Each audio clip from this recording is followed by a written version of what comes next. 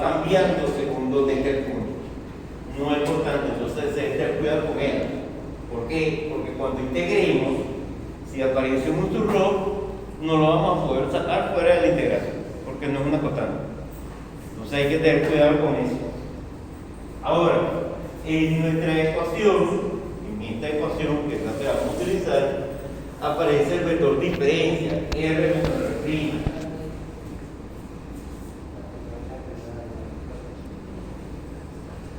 Siempre tenemos que ver dónde está la variable, porque en R' está la variable.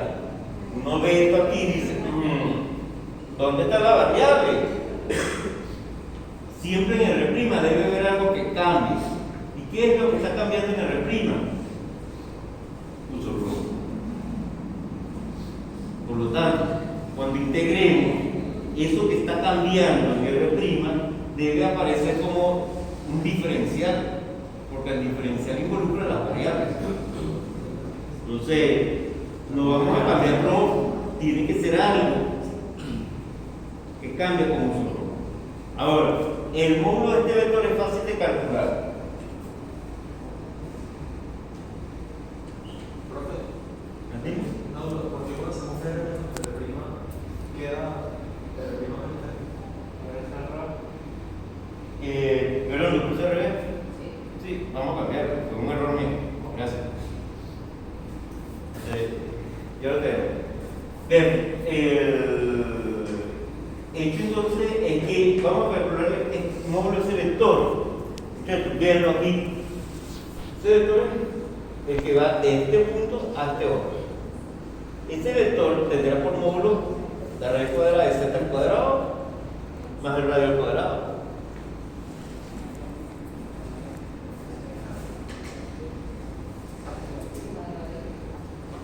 Entonces, ese módulo, importante, no importa dónde esté el diferencial de carga, siempre el módulo va a ser ese mismo. Es una cantidad constante. Aunque el vector R menos R' no lo es, este vector no es un vector constante, su módulo sí lo es. Un vector de módulo constante, pero no es un vector constante. Ahora, si introducimos esto acá, colocando el diferencial de carga apropiado, podemos entonces decir lo siguiente: el diferencial de campo eléctrico es a su vez por el diferencial de carga por R menos R'.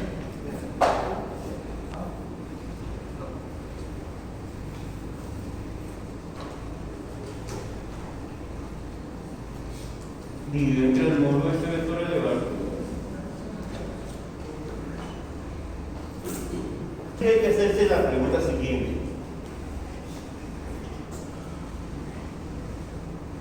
¿qué está cambiando con la posición del diferencial de carga? La respuesta es muy sencilla. Z no cambia. R tampoco. Z tampoco. Un rho sí cambia con la posición del diferencial de carga. Y el propio diferencial de carga, porque pasa de un diferencial de carga a otro, es importante. Es decir, no siempre vamos a tratar el mismo diferencial de carga, sino que vamos a pasar de un diferencial a otro, a otro, a otro, a otro. El diferencial de carga solo estaría en el borde de la En el borde. Pero, profe, ¿por qué rho cambiaría si sigue? Ah, bueno, no, es un subrho, es verdad. Porque va cambiando así. Siempre es radial en este problema. Ahora, pues, noten, lo que está cambiando entonces en este problema que es, porque no es uno solo, son infinitos diferenciales de carga. A veces creemos que es uno solo. Ahora,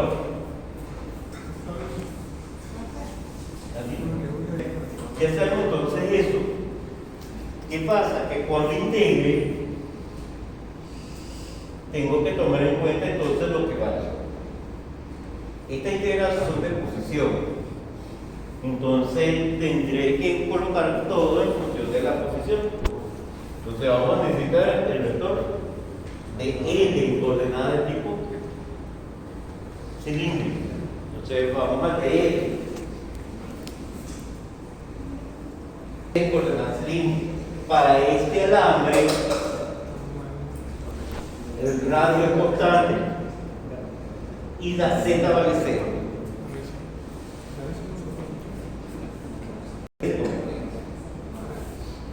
El BL que aparece aquí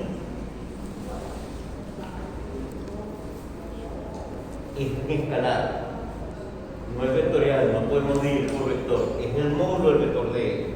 Entonces vamos a colocar el módulo de dicho vector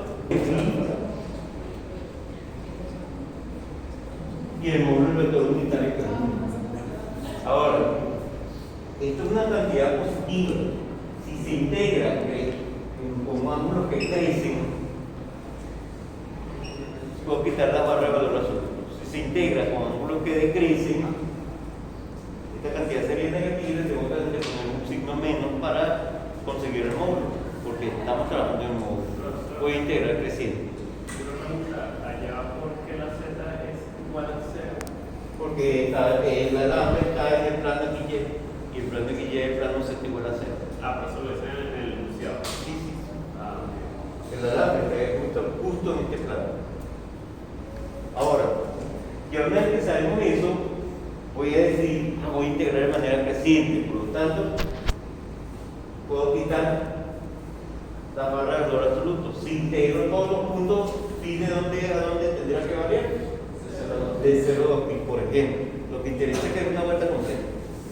Entonces, voy a integrar de manera creciente. Podemos entonces hacer esta integración, pero estamos incluyendo parte de la variable, porque su rho varía con pi. Entonces, muchachos, tenemos que colocar su rho en función de la variable, y la variable es la posición del diferencial de carga. Vean que hacemos la pregunta, ¿qué varía con la posición del diferencial de carga? Y lo que está cambiando es su rho. Pero su rho cambia según pi. Entonces, vamos al formulario, si es que no lo sabemos o lo calculamos, y determinamos cuánto vale su rho en coordenadas cartesianas. ¿Por qué en coordenadas cartesianas? Porque los vectores unitarios, su X, su Y y su Z, son constantes. Entonces, vamos al formulario y conseguimos, obviamente, que esto va a ser coseno de phi por su X más seno de phi por su Y. Entonces, simple y llanamente, la descomposición del vector rho. Una componente en el eje X, un cateto adyacente, y una componente en el eje Y, que es un cateto opuesto. Porque su rho es variable con el ángulo phi, y cuando integre, porque nosotros tenemos que tarde o temprano integrar, tenemos que integrar en función de lo que es la respuesta a esa pregunta, y es la posición de los distintos usurros. Y los distintos usurros, ¿qué es lo que cambia en ellos? Nos fijamos en el diferencial, y en el diferencial aparece la variable. ¿Cuál es la variable? El ángulo. Entonces, tengo que poner un usurro como una función del ángulo, y además en función no de un vector que cambie, sino de un vector que sea constante. Los vectores constantes son su X, su Y y su Z. Entonces, ya una vez que sabemos eso, por supuesto, este DL lo puedo poner también así: el rho igual a R. Ahora, vamos a hacer el cálculo. Por D, ¿quién es DL? R.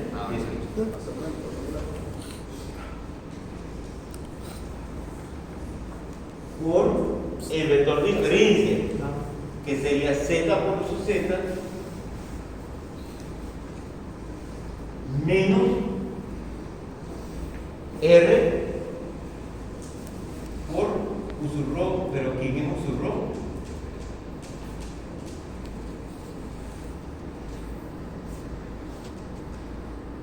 Dividido entre raíz cuadrada de z más r cuadrado elevado al cubo. ¿Cuál es la variable allí?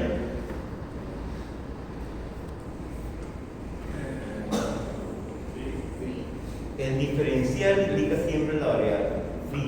¿De dónde a dónde varía phi? De 0 a pi. De 0 a pi. Ahora, muchachos, para los que estuvieron hoy en consulta, a algunos les dije algo. Estamos confiando en esa calculadora demasiado. Cuidado, muchachos. Hay alguna integral y ese tipo de cosas que uno debería saber. Hubo quien puso en el examen cosas como esta. El área bajo la curva, C lo puse en un periodo de 0. Por lo tanto, cuando integre la componente en X va a dar 0 y la componente en Y va de 0. Porque todo lo que no sea phi es constante. Entonces aquí las integrales en X y en Y valen 0. Porque la integral del seno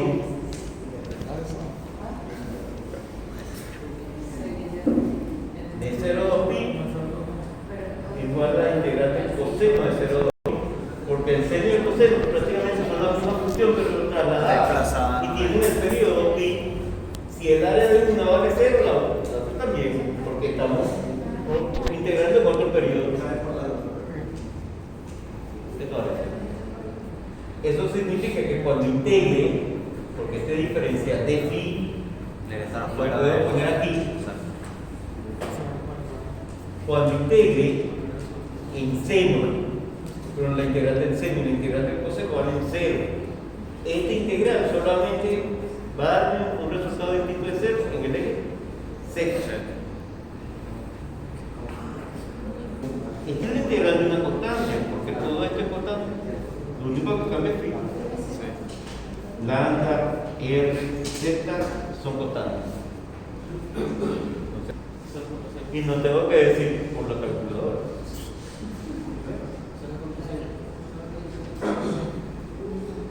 Ojo, ese por la calculadora lo vive tanto. Pero para hacer una tontería, muchachos, uno utiliza la calculadora para hacer otras cosas en campo. El campo no queda solamente en el eje Z.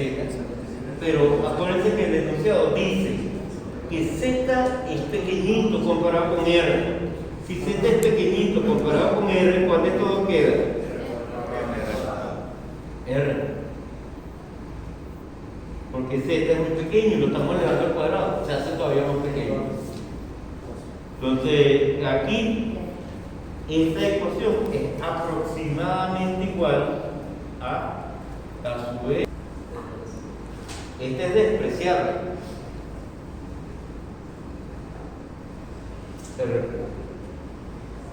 Por suceso. Vamos a simplificar esto un poquitico. ¿Cuánto vale lambda por 2pi por r? Lambda por 2pi por r es... Eso está escrito por allí, lo borré. Vean que cuando dije cuánto valía lambda, era la carga dividida entre el perímetro de 2pi por el radio. Por lo tanto, esto que está en este paréntesis es Q.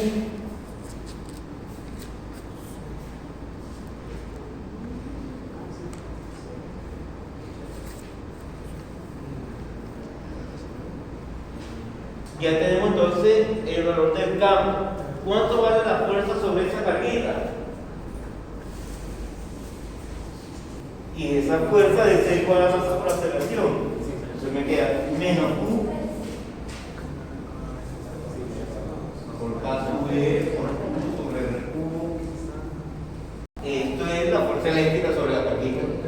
Pero esa fuerza debe ser igual a la masa por la aceleración. La segunda derivada del tiempo. De allí llegamos a esta ecuación. La masa por la segunda derivada de la posición respecto al tiempo menos espacio B por U por U.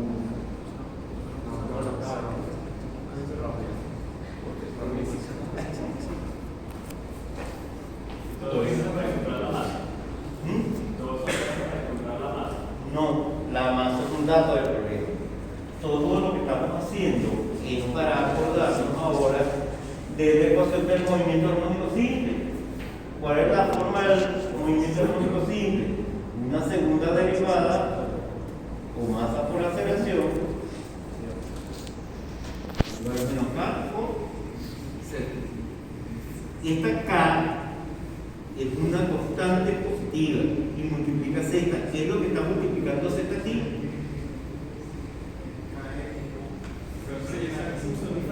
Lo que multiplica Z es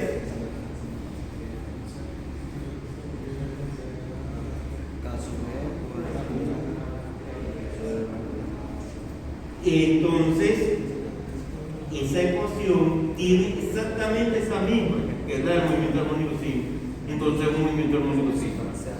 Si esto es también igual a omega cuadrado por la masa, ¿cuánto vale omega?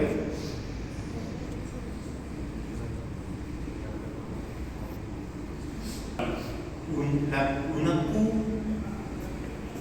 es la Q de la carga que recibe la fuerza y la otra Q es la carga total del anillo. Son datos del problema, ambos.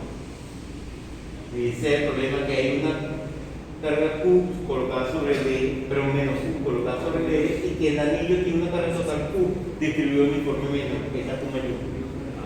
Entonces una es la carga total del anillo y la otra es la carguita que está sobre el E. Entonces ya hemos demostrado que el movimiento es un movimiento armónico simple, porque la ecuación tiene la forma de un movimiento armónico simple. Y también encontramos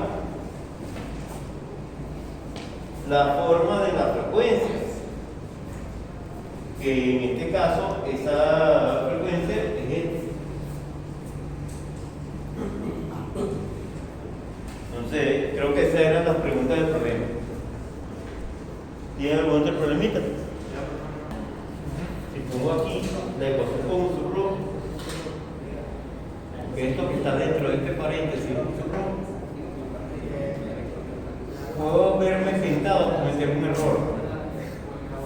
El error que yo he visto muchas veces, que quedan dos integrales, una en Z y otra en Rho, pero este subró lo saca fuera del integral por ser constante, y es mentira, porque su rho no es constante, su rho depende de y fiel la variable.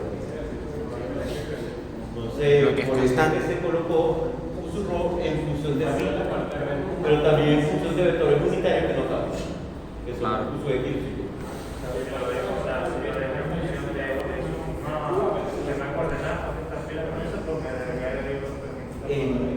Es que hay que tener cuidado, no es que estar pila con él, no, es que no da el resultado, porque la integral es en phi y aquí no aparece en phi, aunque este rho, su rho sí es función de phi y la variable es phi.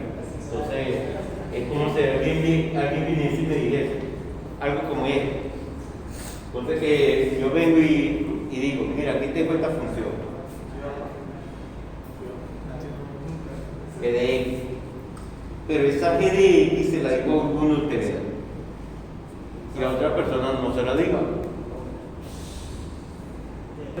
Algo que no sabemos cuál es el resultado. ¿Qué es lo que está ocurriendo? Es que desconozco cuál es la dependencia de G con X.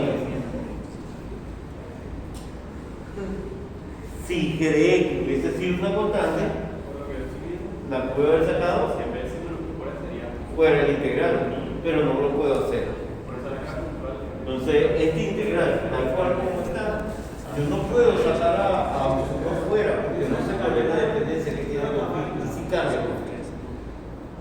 De hecho, un subró era X, si cambia con phi, es una función de phi. Entonces, para generalmente en estas integrales es mejor que coordenadas cartesianas, porque esas son las que no cambian. Pero el problema es cuando hay algo básicamente igual, pero estamos en la duda si hay que dejarla en cartesiana cilíndrica o no. Muchas veces, cuando uno va a integrar, integra en cartesiano y después tal vez regrese el cambio.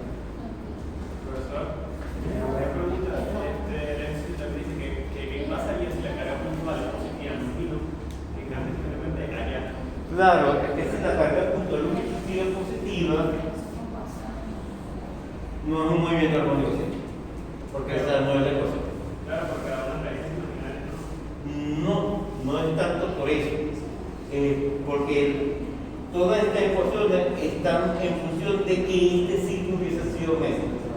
Si es más, ya no es válido. Lo que ocurre no es más que lo siguiente, es que si la carga hubiese sido positiva, y esta también es positiva, ¿hacia dónde se va entonces la carga? Nunca se pone a oscilar. Más bien es alejada, porque carga del mismo signo se separa. Entonces ya no estaría oscilando. Pero carga de distintos signos, ¿qué hacen? Esta carga ejerce una fuerza hacia abajo. Cuando ella pasa hacia el plano de Z negativa, carga de distintos signos se atraen y se queda oscilando. Pero si hubiesen sido del mismo signo, no.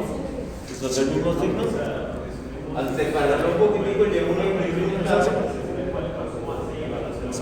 que hace que nunca se vuelva de nuevo hacia el origen. ¿Se tienen algún otro problemita, muchachos? El conductor está a un potencial de su cero y el otro a tierra. Lo que me piden que determine está entre los dos conductores, no me están pidiendo que determine lo que ocurre en lo demás, en todas las demás zonas. Es decir, la pregunta del problema es el campo eléctrico en la zona que va de A hasta B y además la densidad de carga superficial de cada uno de los dos. Entonces, vean, esto lo podemos hacer de muchísimas maneras. Puedo hacerlo por ley de Gauss, integral, por ley de Gauss diferencial o por Poisson-Laplace.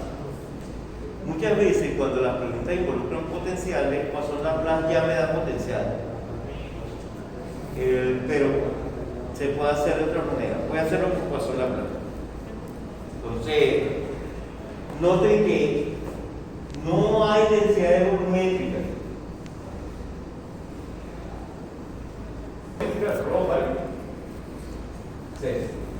Ojo, pongo rho sub B para indicar densidad volumétrica, porque como vamos a trabajar en coordenadas cilíndricas, no vamos a confundir la coordenada radial con la densidad, que ambas son rho.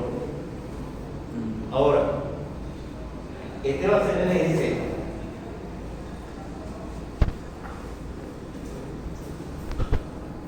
Como no hay densidades volumétricas, lo que vamos a usar se convierte simple y llanamente en Laplace, la ecuación diferencial de Laplace. Porque tenemos puros conductores. En los conductores en equilibrio electrostático, la carga se va hacia la superficie. No están distribuidos en los volúmenes. Es como si fuera una corteza. Es una corteza delgada de carga, si es que tiene carga. Entonces no hay densidad volumétrica. Ahora, el campo producido por esto debe ser radial, por la simetría. Y el potencial también. Si vamos al formulario, podemos conseguir la fórmula de el laplaciano. Díganme ustedes, el laplaciano en coordenadas cilíndricas. Recuerda que esto es menos 2 sobre esto sucede.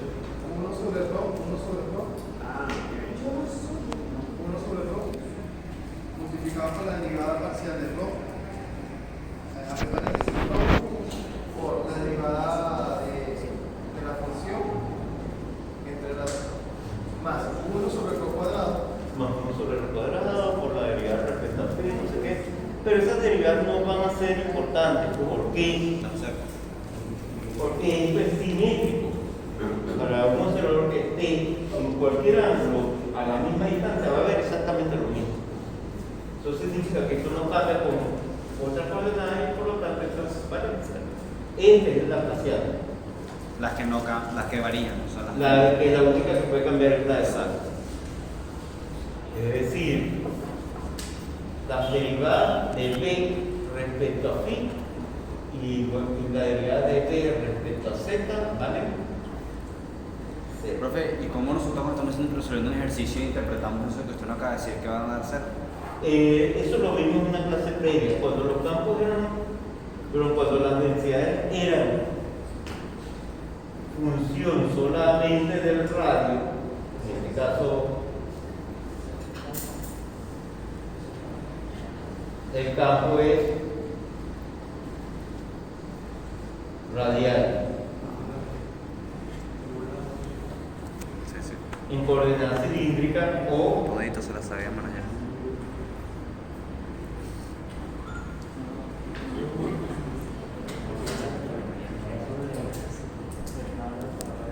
producida por cilindro y que producida por esfera.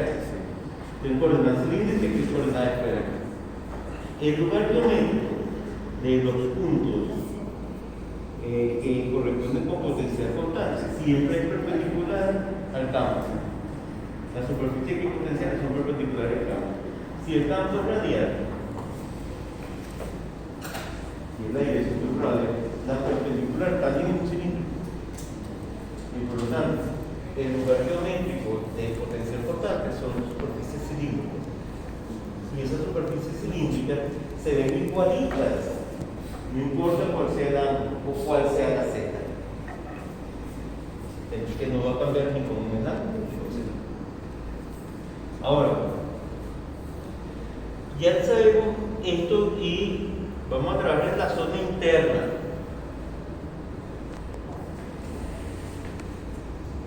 Para que esta derivada sea cero, dice que lo que estamos derivando es una cosa.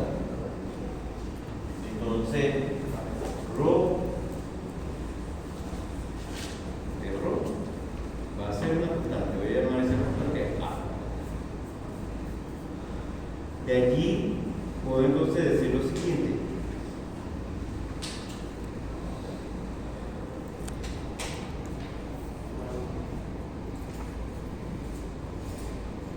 Para aquellos de ustedes que fueron hoy a la consulta, yo les dije algo. Aquí podemos integrar. ¿Qué tipo de integral sería bueno usar aquí? Definido. ¿Por qué? Porque si integramos de manera definida, tenemos que cuando el radio vale A, ¿cuánto vale el potencial?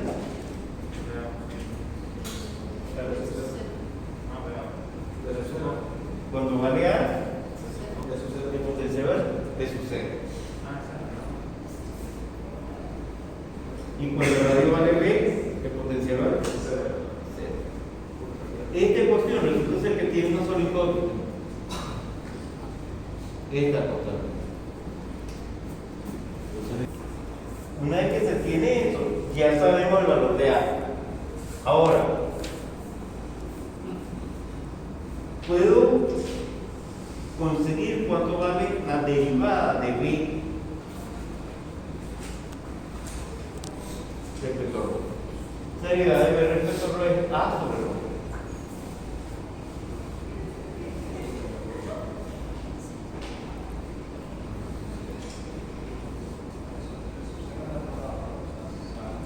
Si nos acordamos, el campo eléctrico es menos gradiente del potencial.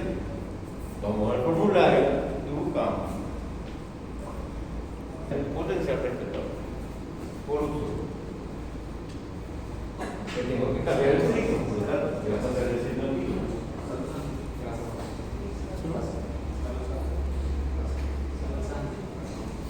Entonces, el campo en esta zona, aquí tengo que tener cierto cuidado.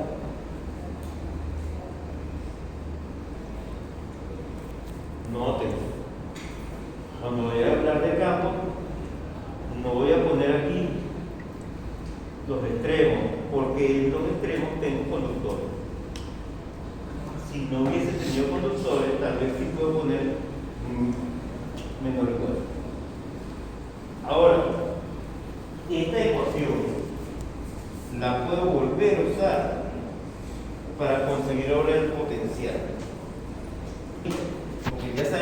valea poniendo, ojo, el límite superior en rojo, y aquí sería el potencial en rojo, o el límite inferior en rojo, y aquí el potencial en rojo. Se puede hacer cualquiera de los dos. El asunto es que ahora vamos a poner una variable en esa zona.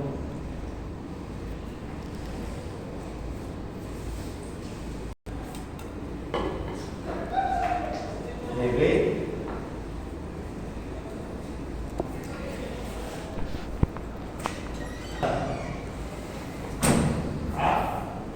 pero vale esto, de allá lo calculamos, menos B sub 0 sobre el logaritmo neperiano de B sub 0. Esto es la mayúscula. Por de rho sobre rho.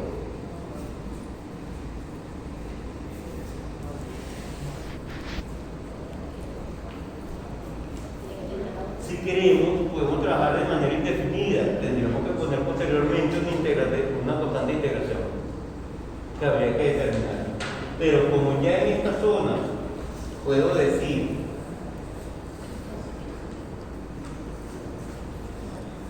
hay un potencial conocido, puedo hacer uso de eso.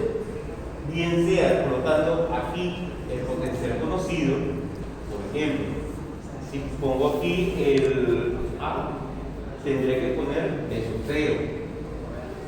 Pero si pongo aquí rho, una rho cualquiera, ¿qué tendré que poner entonces aquí? Un potencial en el radio rho. Esta ecuación me queda B sub rho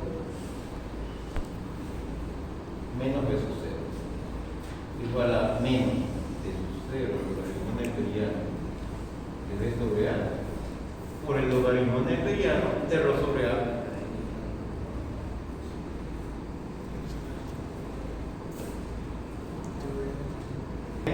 ¿Qué pasa si rho vale B? Cuando rho vale B, este término y este son iguales y el cociente vale 1 y el potencial me queda 0. Perfecto, vean, cuando rho vale B, está conectado a tierra, el potencial es 0. Y si rho vale A, logaritmo neperiano de 1 vale 0. Este término desaparece y me queda que el potencial vale B sub 0, como debe ser, porque esos son los datos del problema. Entonces ya tenemos la respuesta a varias de las preguntas del problema.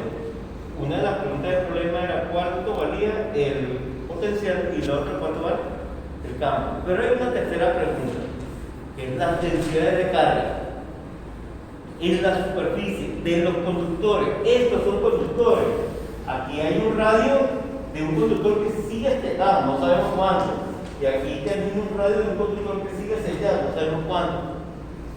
Pero como me piden las densidades superficiales, ¿cómo podríamos encontrar esa densidad superficial?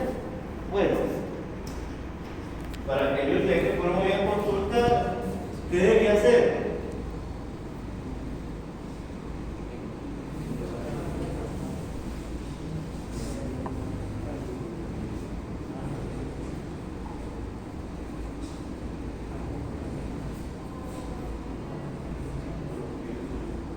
Condición de frontera, los componentes normales del campo eléctrico. Nuestro campo es en la dirección normal, porque es perpendicular al cilindro en la dirección radial. Conozco el campo que acabo de calcular y también conozco que el campo dentro de un conductor vale 0.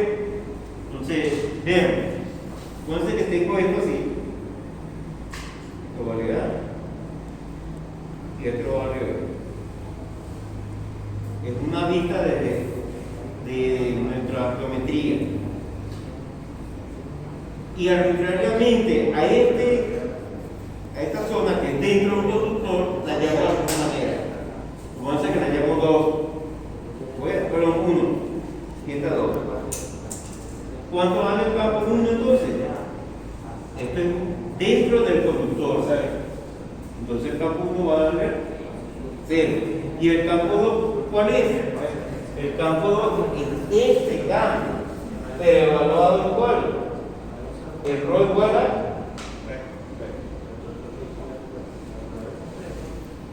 En el 2. rho igual a A, porque es la superficie de A. O sea, es el cambio de la superficie. Es el donde cambian las dos. Ah, ok. Entonces, aquí tengo que evaluarla a ambos lados.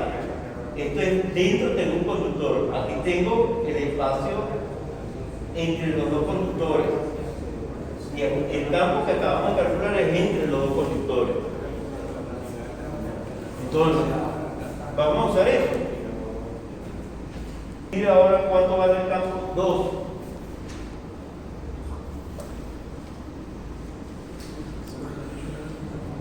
Sería eso.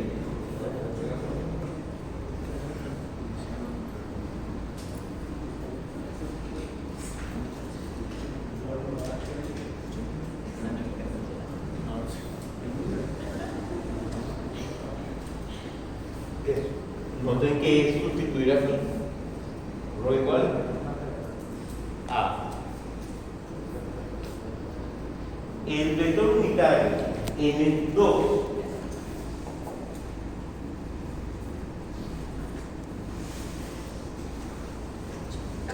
La raíz. de esta superficie hacia el medio 2 es la dirección de uso. De la superficie hacia el medio sale del centro. Va de 0.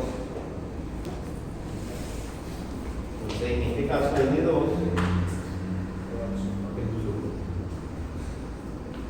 entonces, usando esa ecuación, nos queda con su rho, que es N2.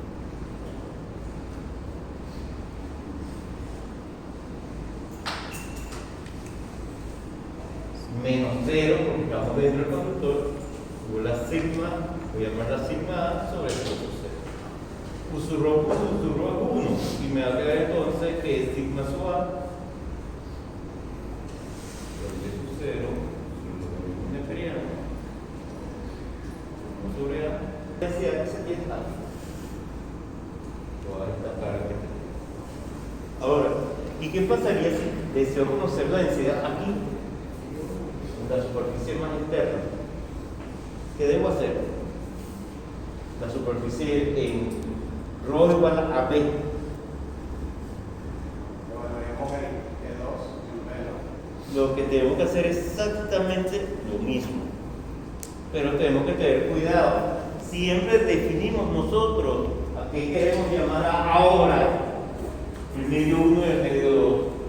No es que una vez que lo defino aquí va a quedar para siempre así. El externo también. Ahora voy a hacer otro dibujo. Dos medios los llamo 1 y cuál los llamo 2. Es indiferente. Supónganse que ahora este lo llamo 1 y este 2. ¿Cuál es la frontera? Rho igual a B. Ya lo de A no me interesa. De aquí en adelante tengo un conductor. ¿Cuánto vale ahora el campo 1? B. De aquí para acá, ¿cuánto vale el campo? Campo dentro del conductor, ¿cuánto vale? 0. Entonces, si voy a estudiar esa zona, el campo 1 vale 0. ¿Y cómo conseguimos el campo 2? El campo de este campo evaluado en qué? En B. ¿Y el vector unitario N2 cuál sería? Va desde ¿dónde a dónde? De la superficie 2 al medio 2. De la superficie al medio ¿hacia dónde va? Entonces, menos 1. Entonces, vamos a hacer 1 es 0. El campo 2, ¿cuánto era?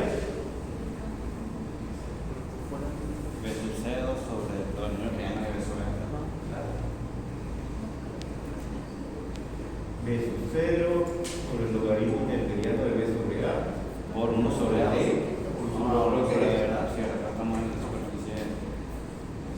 Ahora, como N2 es menos su rho, quedaría entonces así.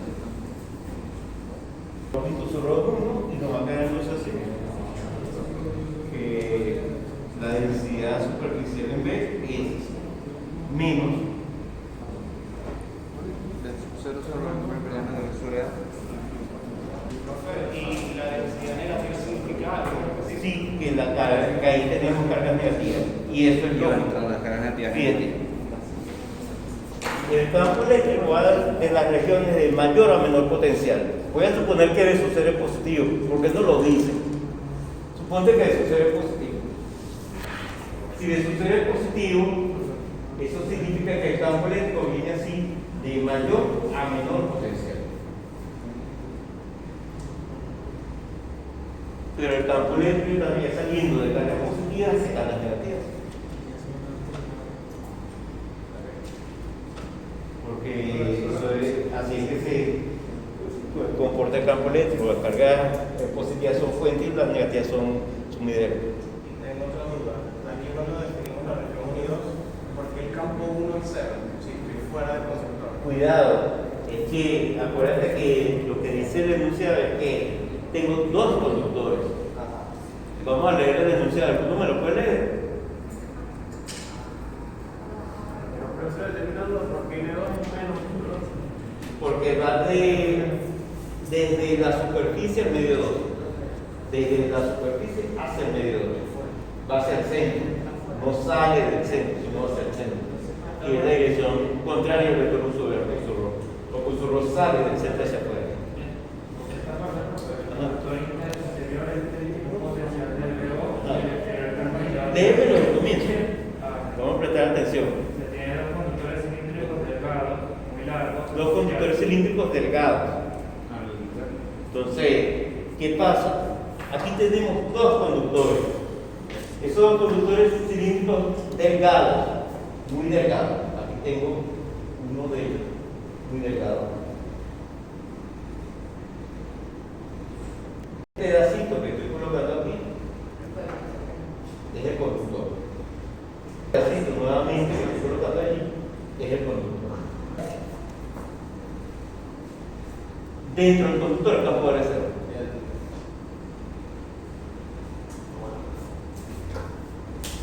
Entonces, ya tenemos el problema resuelto. ¿Entendimos el procedimiento? Sí.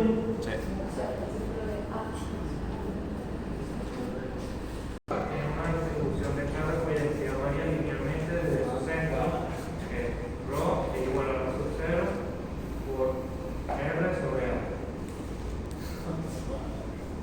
El potencial eléctrico en la superficie es B sub 0. Obtenga el potencial eléctrico VR y el campo eléctrico VR tanto de los puntos interiores, o sea, el volumen menor o igual a, como en los exteriores, o sea, el mayor a. Perfecto. ¿Cómo se modificarían los resultados anteriores si la esfera fuese metálica?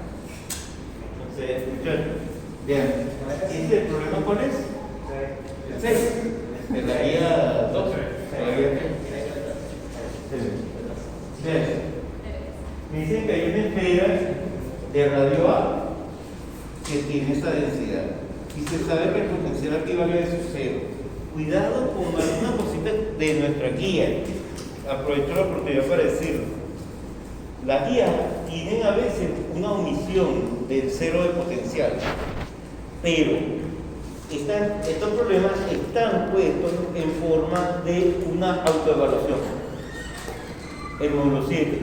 En módulo 7 no está esa cosita, yo le puse la referencia. Entonces, si ustedes tienen alguna duda, ¿será que este problema me está faltando la referencia de potencial? La autorresolución. Entonces uno ve cualquier, ¿por qué método lo quieren resolver? Gauss, Poisson Laplace, Gauss integral, Gauss diferencial. ¿Cuál cree que es más útil? Todos son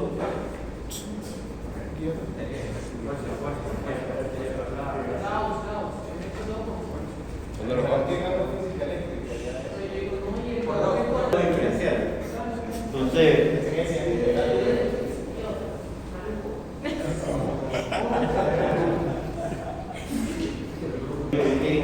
divergencia del campo eléctrico igual a ρ sobre si lo sucede. Esta ρ la densidad lumínica. Entonces, bien.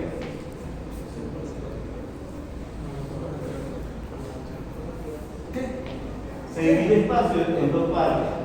En la parte interna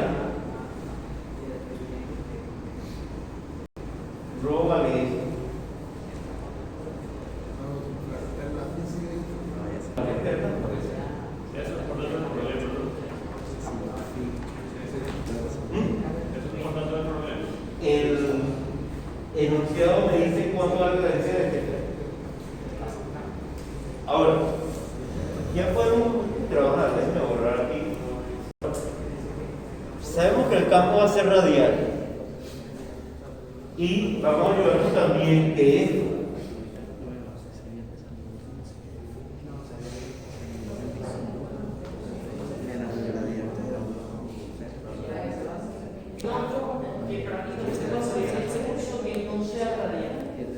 Hay varios.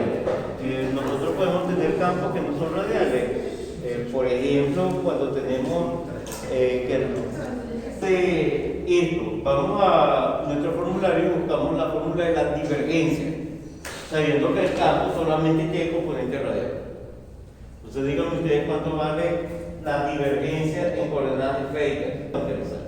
Porque el campo solamente tiene Componente radial. De allí que la ecuación que vamos a usar es simplemente esa. Ahora, siempre hay que decir en qué zona se está trabajando. Yo ahora a ustedes la pregunta, muchachos, ¿por qué estoy poniendo los lugares aquí? Porque se involucra la parte del punto y Ahí el de cero es muy sencillo, porque está dentro de la zona, ahí no hay nada, no hay ninguna superficie. el borde se considera. Pero en el borde hay un cambio de medio. Y estoy usando el igual por A. Porque lo considera también dentro de la zona, profe. El igual es por. Deja de ser igual cuando las componentes normales Ya no. son diferentes. Y cuando las componentes normales son diferentes. Cuando aquí hay densidades de tipo superficiales. En esta superficie lo que tengo es densidad volumétrica. Aquí lo que hay es densidad volumétrica en este esfero. Por lo tanto, una porción muy delgada no tiene prácticamente carga, porque está distribuida en volumen, no en superficie. Eso significa que si usamos esta ecuación, Profe, si hubiera pasado a ser superficie, hubiera sido sin el igual. sí, vale cero en la superficie. Y por lo tanto el campo evaluado en la superficie va a ser exactamente el mismo. De allí le puedo poner el igual, porque estamos hablando del campo. Ahora, vamos a trabajar en esa zona. Me quedaría así. Esta zona. Va a ser recuadrar hacia el otro lado, me queda así.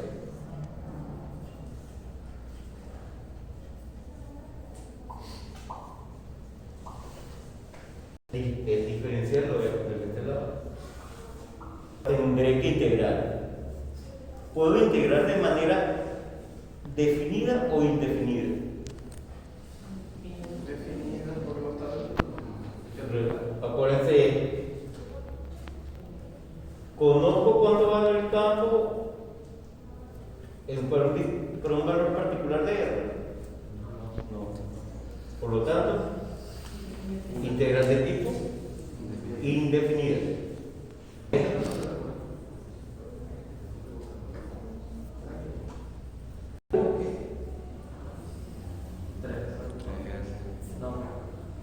¿Cuántos sobre cuántos?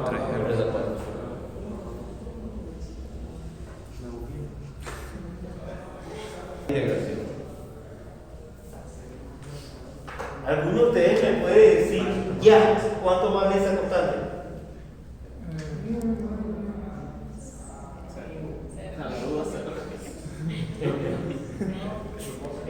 ¿Cuánto vale la constante?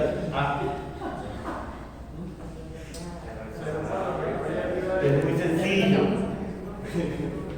Muchachos. En esa zona es válido que R vale 0. Si aquí pongo R igual a 0 y R igual a 0, ¿cuánto vale A? Porque el campo no puede ser infinito. Entonces, 0 al cuadrado. En R igual a A, la A tendría una dependencia, pero No llegamos a lado, no sé cuánto irá ya. es que vale cero. Entonces ya sabemos cuánto vale el campo, porque lo puedes despejar de allí. Una vez que se tiene en su R, podemos conseguir el potencial. Como vinieron las pruebas, se evaluaba cómo se hacía. Lo estoy evaluando aquí en cero. Si lo evalúo en A, llegaré a otra ecuación, pero es que esa ecuación lo que me va a dar es la vinculación entre esa constante A y el campo en A, que no me permite encontrar esa ecuación cuando vale A mayúscula. Ahora,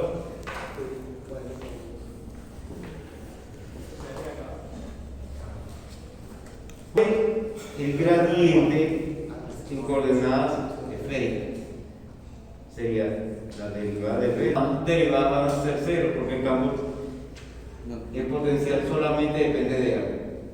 Si esto le cambio el signo, le tendré que cambiar el signo. Y esto es justamente el campo. Es este. Si comparamos estas dos cositas, podemos decir entonces lo siguiente.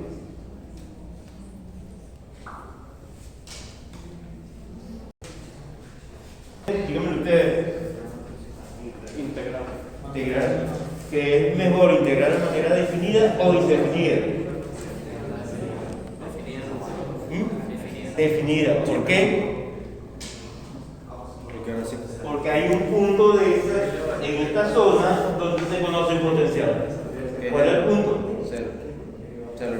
En R igual A y aquí igual B sub 0.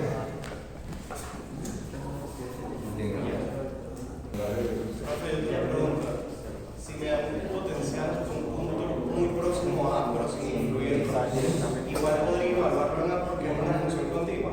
Si está extremadamente próximo, sí. O sea, me dice que el potencial llega menor que A. El lado izquierdo, ¿cuánto da? B sub R menos B sub 0. Y el lado derecho, ¿cuánto da? Menos Rho sub 0 sobre la integral de R cuadrado. El R sobre la tabla. Entonces, vamos a poner ese es el potencial racional. Ahora, tenemos que proceder de manera parecida en la zona de afuera. Pero en la zona de afuera, ¿qué va a pasar? Que la densidad baja. Cero. Entonces vamos a proceder en la zona de afuera.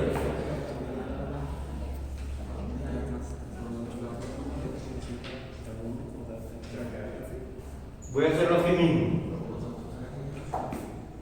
Y va a dar una constante, debe ser 0, por lo tanto es que recordar por esto debe ser una sola. La pregunta: ¿hay densidades superficiales en R igual a A? ¿Hay densidades distribuidas, hay cargas distribuidas de manera superficial en R igual a A? No. Entonces, las dos componentes son iguales. En el campo, en la región de adentro está dado por esta ecuación. Y en la región de afuera está dado por esta. Profe, no hay superficiales porque A, como está dentro de la esfera, es volumétrico. Volumen. Por al cuadrado sobre 4 alces.